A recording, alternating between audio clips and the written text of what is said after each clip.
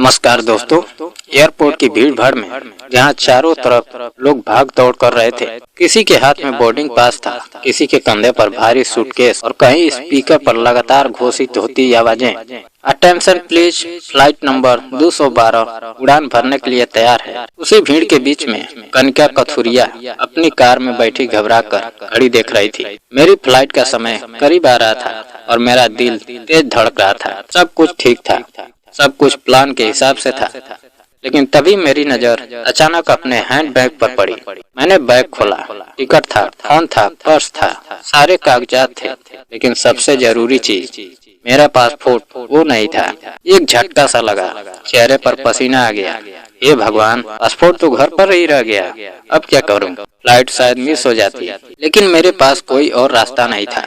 मैंने तुरंत गाड़ी मोड़ी, एक्सीलेटर दबाया और घर की ओर भागी। दिल में सिर्फ एक ही बात थी, शायद अभी भी समय है, शायद मैं फ्लाइट पकड़ लूं। लेकिन मुझे क्या पता था, यह पासपोर्ट भूलना मेरी जिंदगी की सबसे बड़ी और सबसे सच्ची खोज बनने वाला था। घर पहुंचकर जो मैंने देखा, जिस सच्चाई को मैंने अपने कानों से सुना, उसने मेरी पूरी दुनिया हिला दी। लेकिन असली कहानी कई साल पहले शुरू हो चुकी थी। उस दिन से जब मैंने अपनी बेटी अनन्या को अपने घर बुलाया था। मेरी बेटी की शादी को 3 साल हो चुके थे। उसका पति राजीव पहली नजर में ही एक अच्छा आदमी लगता था, विनम्र, समझदार, सभ्य। उन दोनों का ट्रांसफर उसी शहर में हो गया जहाँ मैं रहती थी। मैं खुश थी। मेरे पति के जाने के बाद मैं वैसे भी अकेली रहती थी। मैंने ही कहा था, क्यों नया घर ढूंढते हो? मेरे पास 3 बेडरूम है, तुम लोग मेरे साथ रहो।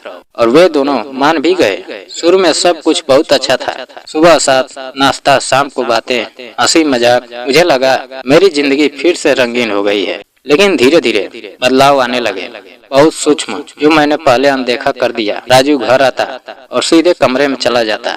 अनन्या की आवाज में भी वो पहले वाली गर्माहट नहीं थी। फिर एक दिन बात इतनी बढ़ गई कि उन्होंने मुझे महसूस करवाना शुरू कर दिया। मैं अपने ही घर में एक मेहमान हूँ, एक बोझ। मैं टीवी देखने से कतराने लगी, डाइनिंग टेबल पर अकेली खाना खाने लगी, दोस्तों को घर बुलाना बंद कर दिया। मैं एक एक इंच करके अपने कमरे में सिमटने लगी। एक दिन मैंने वो सुना जिसकी मैंने कल्पना भी नहीं की थी। राजीव और अनन्या अपने कमरे में बात कर रहे थे। कमरे की दीवारें पतली थी, आवाजें साफ आ रही थी। राजू की आवाज थी, यह सिचुएशन अब हैंडल नहीं हो रही, हमें अपना घर चाहिए, अपनी प्राइवेसी चाहिए। अनन्या ने कहा, लेकिन यह मेरी मम्मी का घर है। राजू बोला, तो क्या उनके पास पेंशन है, बचत है? वो कहीं और रह सकती हैं। ये घर हमारी जरूरत है, इससे हम लोन ले सकते हैं या बेच सकते हैं। हमारा स्टार्टअप शुरू होगा।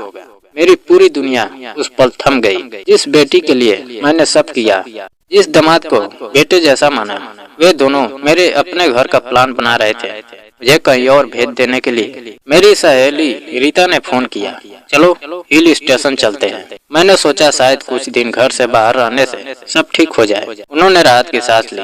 ये भी समझ आ रहा था। मैंने सामान पैक किया, एयरपोर्ट पहुंची और पासपोर्ट भूल गई। और अब मैं घर वापस लौटी थी। जब मैं घर पहुंची, दरवाजा खोलने ही वाली थी, ये अंदर से आवाजें सुनाई दी, अनन्या और राजू की आवाज। मैं रुक गई। राजू कह रहा था, देखो अनन्या, मौका अच्छा है, घर की कीमत भी बढ़ गई है। अगर हम अभी इसे अपने नाम कर ले तो सब आसान हो जाएगा। अनन्या रोते हुए बोली, पर मम्मी का क्या? उन्होंने ही हमें यहाँ रखा है। राजू की आवाज और भी ठंडी हो गई। कनिका जी को कुछ नहीं होगा, वो अकेली रह लेंगी, उनकी पेंशन काफी है। हमें आगे बढ़ना है, हमारी जिंदगी पहले, तुम्हारी मम्मी बाद में। मेरे पाँव वही जम गए। मैंने अपनी बेटी की आवाज सुनी, आंसू भरी, टूटी हुई, मम्मी को चोट पहुंचेगी। राजू बोला, इमोशनल बनना बंद करो, तुम्हारी माँ भोली है, उन्हें कुछ पता नहीं चलेगा। हम कह देंगे कि घर हमारे नाम कर दो ताकि मैं लोन ले पाऊँ, और वो मान जाएगी। मेरे हाथ कांप गए, मेरी सांस रुक गई और मेरी आंखें भर आई। मेरा अपना बच्चा, मेरी अपनी बेटी मुझसे मेरा घर छीनने की प्लानिंग कर रही थी। दरवाजे के भीतर एक और आवाज थी, बहुत धीमी, बहुत कांपती हुई। मेरी बेटी नहीं, वो एक अनजान लड़की की आवाज थी। वह कह रही थी, राजू, तुमने कहा था कि तुम तलाक ले लोगे, तुमने कहा था तुम्हारा रिश्ता खत्म है। मैं दंग रह गई। राजू बोला, बस थोड़ा और समय दो, सब मेरे हिसाब से होगा, पहले घर अपने नाम करवाना है। अनन्या रोते हुए चिल्लाई, तुम मुझे धोखा दे रहे हो, मेरे घर में रहकर, मेरी माँ का फायदा उठाकर। राजू चिढ़ कर बोला, ड्रामा मत करो। उसने किसी चीज को धक्का मारा, कुछ गिरने की आवाज आई। अनन्या चीखी और मैं अब तक खिड़की से बाहर खिड़की खड़ी थी, टूटी हुई, लेकिन अब सिर्फ माँ नहीं, एक शेरनी बन चुकी थी। मैंने दरवाजा खोला धीरे से बिना आवाज किए, और अंदर जो देखा वो मेरी पूरी दुनिया जलाकर राख कर देने के लिए काफी था। मेरी बेटी फर्श पर बैठी थी, उसकी आंखों में आंसू थे, और सामने राजू खड़ा था, अहंकार से भरा हुआ, और उसके पीछे सोफे पर बैठी वो लड़की जिसके साथ वो धोखा दे रहा था। तीनों के चेहरे सफेद पड़ गए मुझे देखकर। मैंने सिर्फ एक वाक्य कहा, बस अब बहुत हो गया। राजू बोला, मम्मी जी आप गलत समझ रही हैं। मैंने ठंडे स्वर में कहा, गलत मैं पहले समझती थी, आज सब साफ है। उस दिन मैंने वो किया इसकी किसी को उम्मीद नहीं थी। मैं अपने कमरे में गई, सभी दस्तावेज निकाले, घर के पेपर्स उठाए, गाड़ी के कागजात उठाए। मैं बाहर आई और अनन्या से कहा, बेटा यह घर तुम्हारे पिता की आखिरी निशानी है, अगर तुम्हें इसकी कदर नहीं है तो मैं अकेली ही ठीक हूँ। राजू बीच में बोला, मम्मी जी आप, मैंने उसे रोका, मुझे मम्मी जी मत कहो, और अभी के अभी इस घर से निकल जाओ। अनन्या रोते हुए मेरे गले लग गई। मम्मी प्लीज मुझे माफ कर दो, मुझे पता नहीं था, मैं डर गई थी। मैंने उसके आंसू पोंछे, उसे प्यार से देखा, पर मैंने कहा, डर और लालच इंसान का असली चेहरा दिखाते हैं। अनन्या आज तुम्हारा चेहरा साफ दिख गया। उसने कुछ कहने की कोशिश की पर शब्द नहीं निकले। मैंने उनके कपड़े पैक कराए, उन्हें दरवाजे तक छोड़ा, और राजू मुड़कर बोला, आपको पछतावा होगा।